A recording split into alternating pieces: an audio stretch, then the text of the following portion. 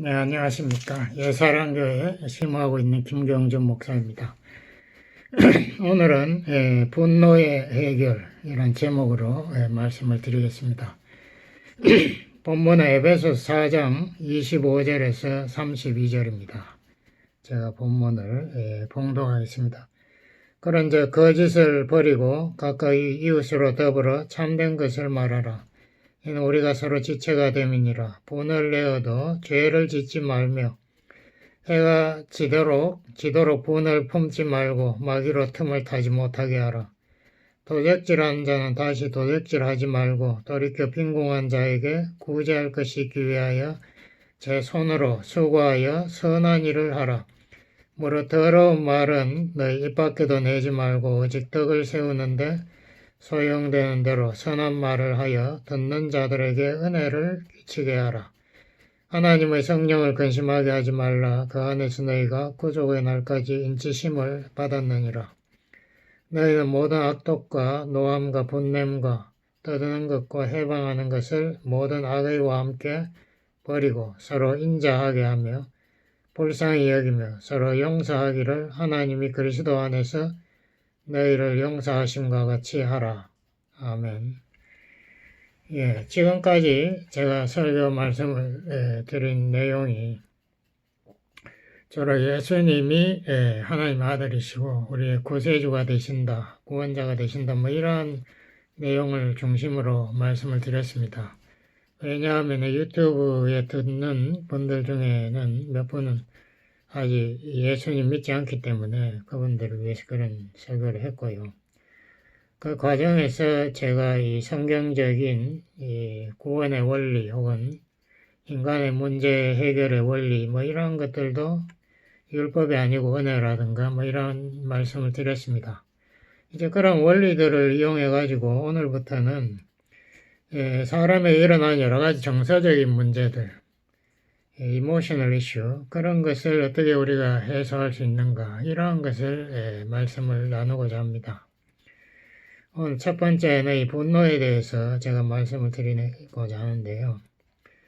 현대인들은 역사적으로 가장 스트레스가 많고 시간에 쫓기고 일에 쫓기는 그런 사람들이기 때문에 또 분노도 많이 하는 그런 특징이 있습니다. 제가 유럽에 저번에 가보니까 그 차 파킹하는데 따닥 차가 붙어가지고 파킹 스페이스가 없으니까 굉장히 복잡하더라고요. 근데 프랑스에 사는 한 부인이 자기 집을 안에 이제 파킹을 하고 그 문을 열면은 이제 길 밖으로 나갈 수 있는 이런 구조였는데요. 그 집 문 앞에 항상 이웃집 차들이 파킹을 하는 거예요. 그러니까 이 차를 빼려면은 파킹한 사람을 찾아내가지고 또 이 사정을 하고 해서 그 차를 옮기면 이제 차를 이렇게 하려니까 너무 힘들어서 그 부인이 굉장히 화가 났습니다. 그런데 하루는 보니까 이 자기 집 문 앞에 아주 새 차가 번쩍번쩍 하는 차가 딱 파킹을 해가지고 있거든요.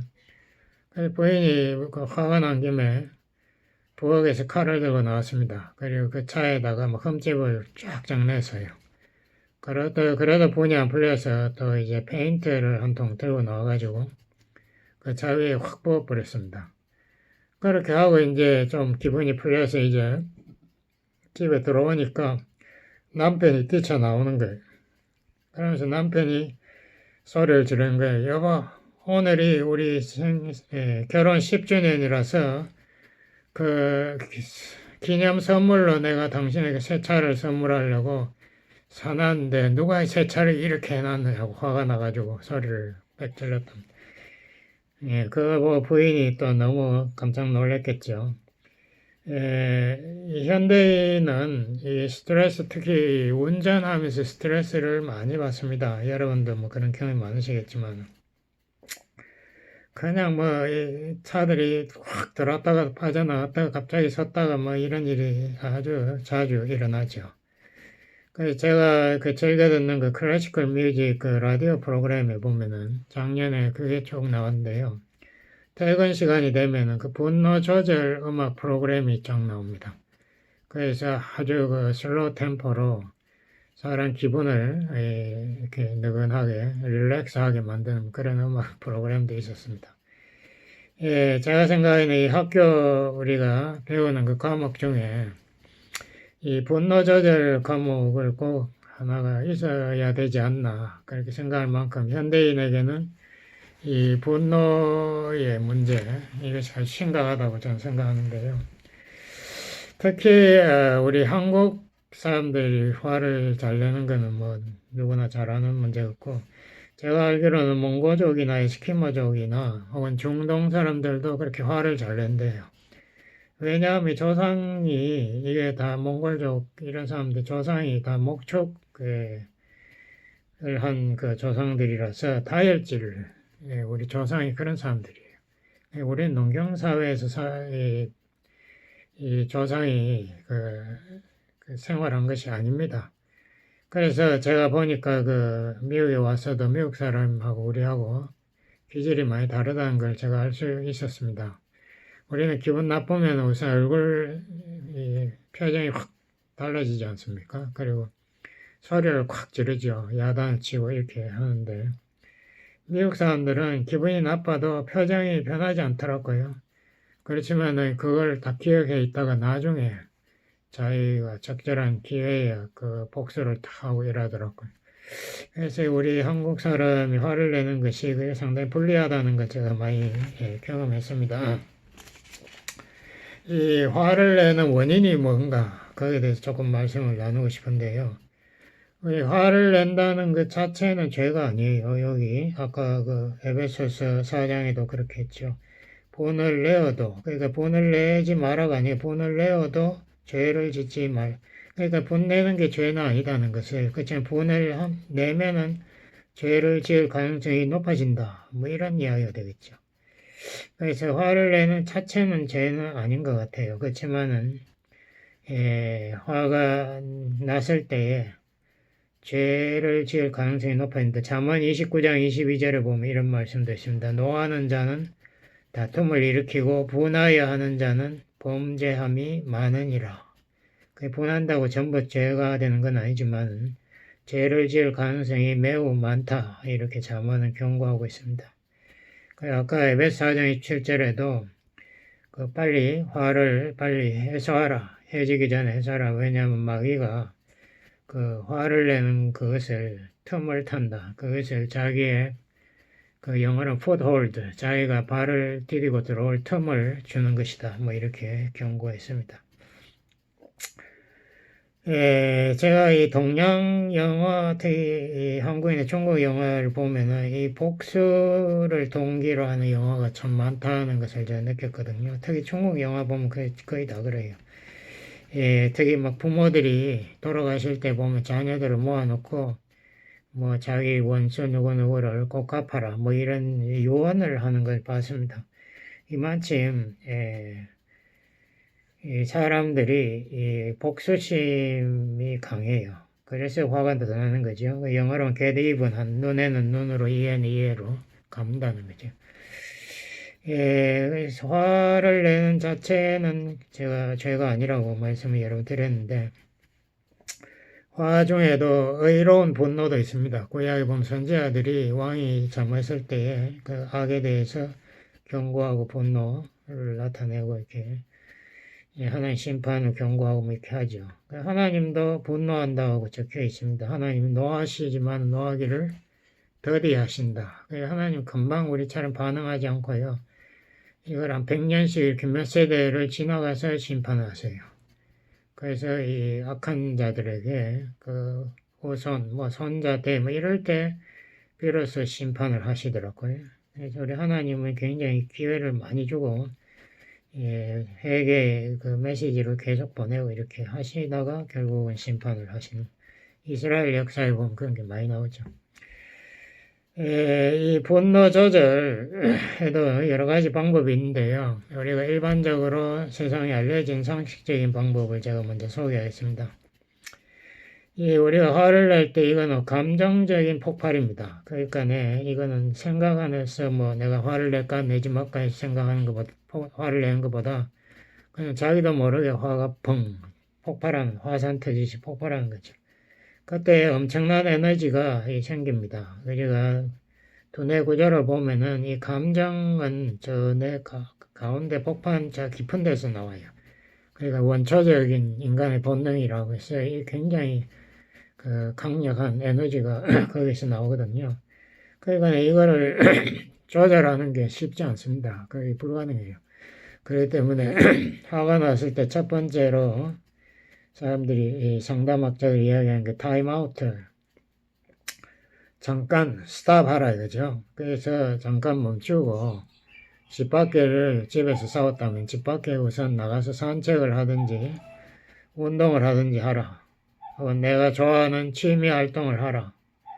식사 같은 뭐 이런 거 내가 좋아하는 하여튼 이런 여러 가지 잠깐 내가 생각을 돌릴 수 있는 그런 시간을 가지고 그 다음에는 이제 그렇게 하면 좀 감정이 조금 뭐 조금 이제 쿨다운 하는 거죠. 그렇게 되면은 이제 우리가 조금 다른 생각을 할 수 있다. 이제 절제를 이제 하기 시작. 잠언 29장 11절에 이런 말이 있습니다. 어리석은 자는 노를 다 드러내어도 화난 대로 콱 소리 지르고 뭐 그냥 파괴적인 행동을 하는 그런 사람은 지혜가 모자란다. 삶의 지혜가 없다. 어리석다. 지혜로운 자는 그 반면에 그 노를 억제한다. 이렇게 억제한다는 거. 이거 히브리 말로 바다 폭풍을 잠잠하게 한다는 그런 말입니다.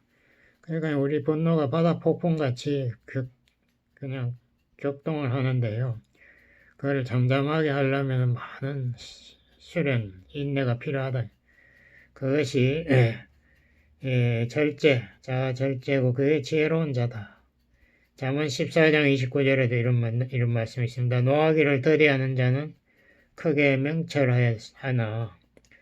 그러니까 노하기를 잘 참고 이렇게 더디하는 자가 지혜로운 자고 마음이 조급한 자. 우리 한국 사람 저도 그렇지만 마음이 조급하지 않습니까? 마음이 조급한 자는 어리석음을 드러낸다. 그러니까 자기의 그 어리석음이 뭡니까? 화, 분노.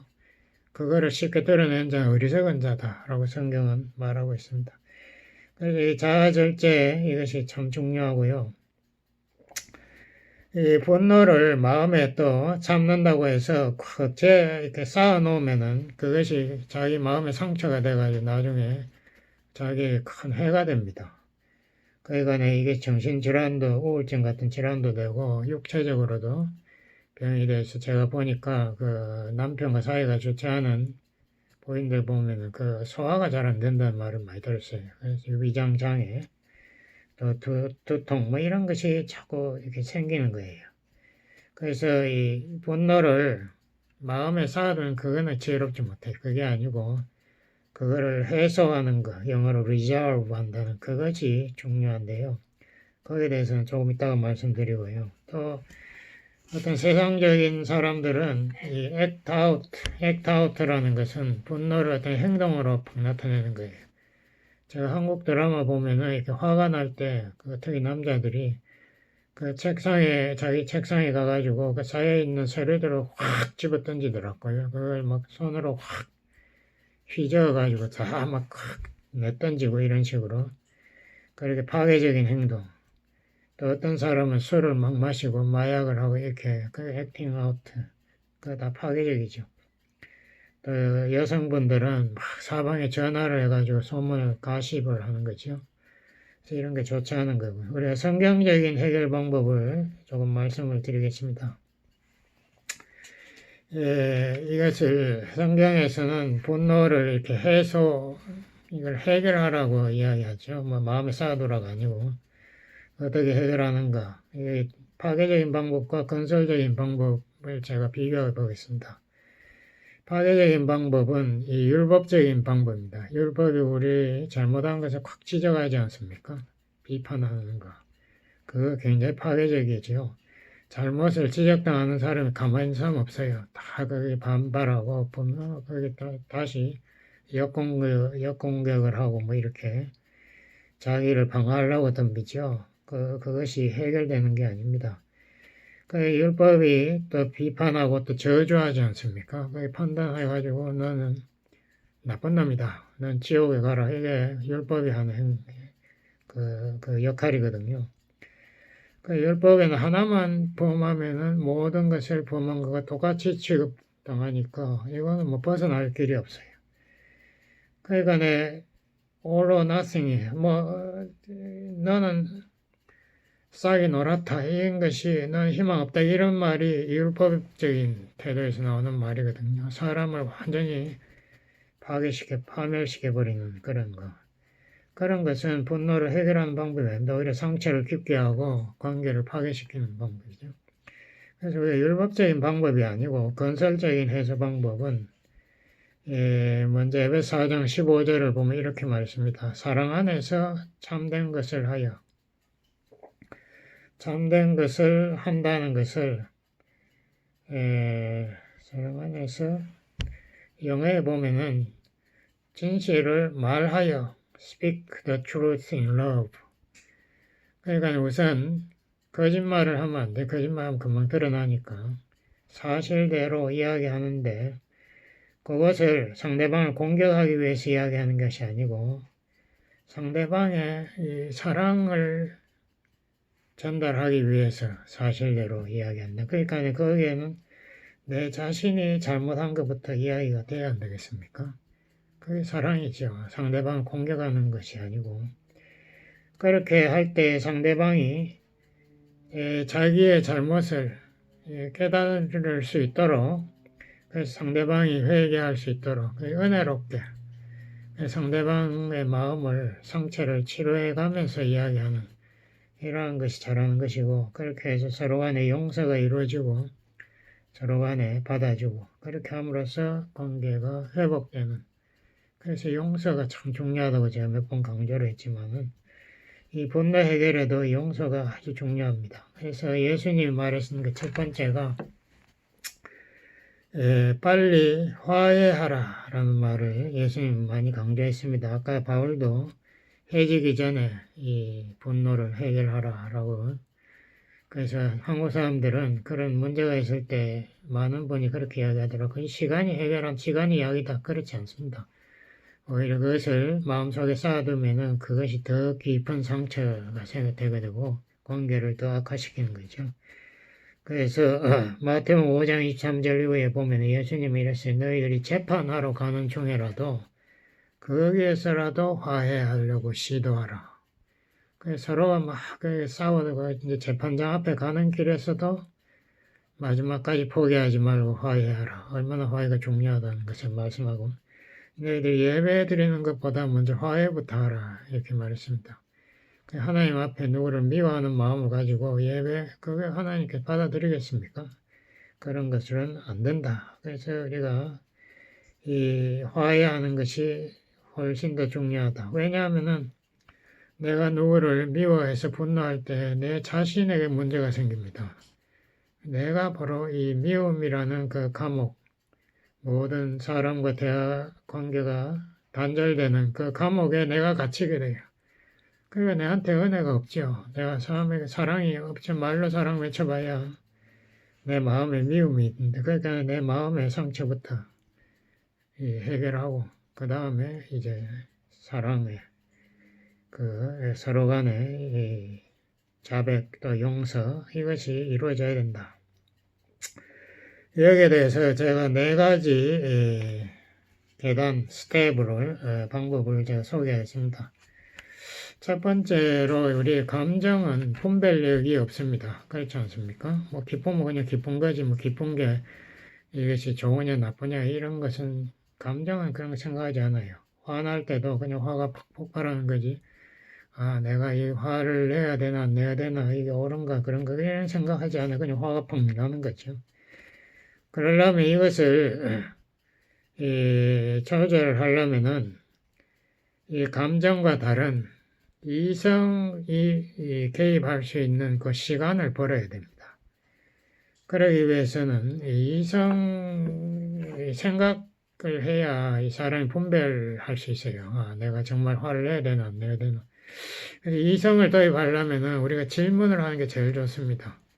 why라는 거 있죠. 왜 내가 이렇게 화가 날까? 안 그러면 내가 왜 이렇게까지 화를 내야 하나? 내가 이렇게 정말 저 사람이 그렇게 잘못하고 나는 정말 완전히 정당한가? 이게 흑백 논리라고 저 사람은 아주 전부 틀렸어. 나는 항상 옳아. 뭐 이런 사고방식이 굉장히 나쁜 사고방식인데 이런 흑백 논리 사고방식을 우리가 극복하려고 노력해야 되죠. 그러려면 감정의 열매에서는 안 됩니다. 우리가 이성적으로 생각하기 위해서 질문을 던져야 돼요. 저 사람은 그러면 전부 나쁘고 악한인가? 그렇지 않아요. 생각해보면 그 사람도 뭔가 좋은 일을 하려고 시도하다가 그 실수한 적도 있고 뭐 이렇게 나도 잘하려고 했지만 또 잘못한 것도 있고 이게 다 얽혀 있습니다. 뭐 100% 빨갛고 100%또 하얗고 이런 건 없어요. 그래서 제가 좋아하는 질문 제가 늘 강조하는 것이 이 질문을 꼭 해보시면 좋아요. 누가 죽었나? 정말 이 문제가 커지면 사람이 죽지 않습니까? 그러면 그 사람을 죽인 사람은 정말 나쁜 사람이죠. 근데 대부분의 경우에 누가 죽진 않아요. 누가 죽었나? 그리고 정말 이것이 나의 인생에 회복할 수 없는 그런 타격을 가했나? 이런 질문, 좀 궁극적인 질문을 한번 해보는 게 좋습니다. 그게 아니면 웬만한 거 다 대화로 해결될 수 있습니다. 그게 그런 극단적인 그런 상황이 아니기 때문에 우리가 얼마든지 화를 안 내고 그것을 해결할 수 있다 이거죠. 화를 낼 필요가 없다는 거죠. 두 번째로 우리가 중요한 것이 rapport라는 말이 있어요. R-A-P-P-O-R-T.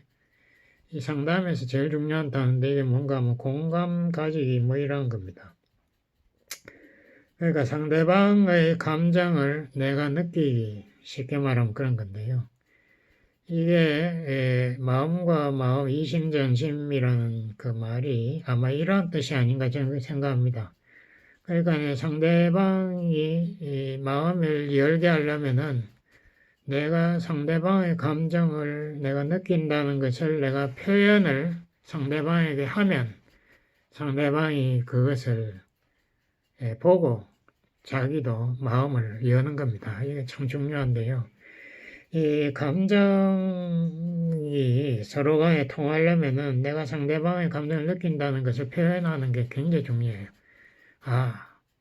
당신이 오늘 하루 종일 정말 내가 연락을 안 해서 마음에 굉장히 초조하고 걱정했겠네. 미안해. 오늘 정말 당신 힘들었겠다. 이 말 하면요, 웬만한 그 아내가 화를 냈더라도 그만에 해소돼 버려요. 그러니까 상대방이 내 마음을 알아줬다는 거기에서 서로 간에 이 마음이 여는 거죠. 상대방의 입장을 내가 감정으로 이해하는 거, 이게 제일 파워풀한 겁니다. 그 다음에 레포트. 그 다음 세 번째는 제가 아까 말씀드렸던 그 에베소 4장 15절. 그 진실을 사랑으로 말하기. 이 사실을 여러 가지로 말할 수 있습니다. 사랑 아니고 상대방을 공격하는 그런 말 할 수 있는데 사랑으로 말하려면은 I statement라는 걸 써야 돼요. 그 주어가 I 내인데요. 당신이 이렇게 해서 내가 마음이 굉장히 오늘 아팠고 화가 났다가 아니라 내가 정말 오늘 이러이러한 오랫동안 내가 걱정하는 가운데서 마음이 심한 괴로움을 느꼈는데 당신이 좀 도와줘. 이거는 내 마음이 문제가 내 아픈 마음에 있다는 것을 이야기하는 거죠. 그렇게 할 때 상대방이 나를 공격하지 않습니다. 상대방을 공격하면은 그 사람 방어자세 취하면 역공격이 들어오거든요. 그리고 에베소 4장 29절에 이렇게 하면 덕이 되는 말을 하라. 덕이라는 것은 믿음에 도움되는 말인데요. 상대방에게 믿음 도움되는 말은 뭡니까? 하나님 말씀 아닙니까? 그러니까 성경 말씀을 서로 간에 인용을 하고 나도 이게 안 되네요. 당신도 이거 우리 같이 해봅시다. 이렇게 할 때에 우리가 은혜를 받는 것 아니겠습니까? 왜 4장 32절에도 이런 말이 서로 인자하게 하며 불쌍히 여기며 서로 용서하기를 하나님이 그리스도 안에서 너희를 용서하신 것 같이 하라. 인자하다는 서로 친절하다는 거예요. 제가 미국에 오니까 서양 사람들 참 친절하더라고요. 뭐 한국 사람 친절하겠지만 옛날 사람들 그렇게 특히 여자에게는 친절하지 않았어요. 제가 드라마 보면 볼까 뭐 물 가져와 뭐 명령만 팡팡 남자들은 그게 미국에 제가 와서 보니까 여자가 내리려고 차에서 내리질 않아요. 타 앉아있으면 남자가 얼른 쫓아가가지고 문을 탁 열면 여자가 탁 나오고 뭐 이런 식으로 요새 뭐 한국에도 그렇게 하겠지만 인자하고 불쌍히 여긴다. 불쌍히 여긴다 우리 한국에서도 많이 여기 정이 많으니까 하지만 우리가 측은지심이라는 말도 있고 그 다음에 용서하라. 이게 용서한다는 거 이거 정말 중요합니다. 예? 상대방이 용서받을 자격이 있어서 하는 것은 그거는 은혜하고는 관계없지. 은혜는 자격이 없는데 상대방이 이 선을 베푸는 거. 그러니까 용서라는 것이 서로 간에 이 은혜스럽게 서로 간에 약점을 받아주고 서로 간에 화해하고 이렇게 할 때에 참 거기에서 분노가 해소되고 관계가 회복되는 거 아니겠습니까? 마지막으로 로마 12장 19절 이하에 보면 하나님이 재판장이니까 하나님께 맡기라. 우리 예수님도 그랬고 스테반도 죽을 때에 주여 죄를 저들에게 돌리지 마옵소서 라는 그런 기도를 하고 숨이 넘어갔습니다. 마지막까지도 상대방을 위해서 하나님께 기도하는 이런 정말 천사 같은 마음 우리도 이러한 마음을 소유하도록 노력해야 되겠습니다. 아버지 하나님 감사합니다. 하나님의 그 한량없는 용서를 저희들이 받았는데 이제는 그 용서를 우리 이웃에게도 베풀고 우리가 분노를 절제할 수 있도록 성령께서 우리의 감정을 주장해 주세요. 예수님 이름으로 기도드렸습니다. 아멘.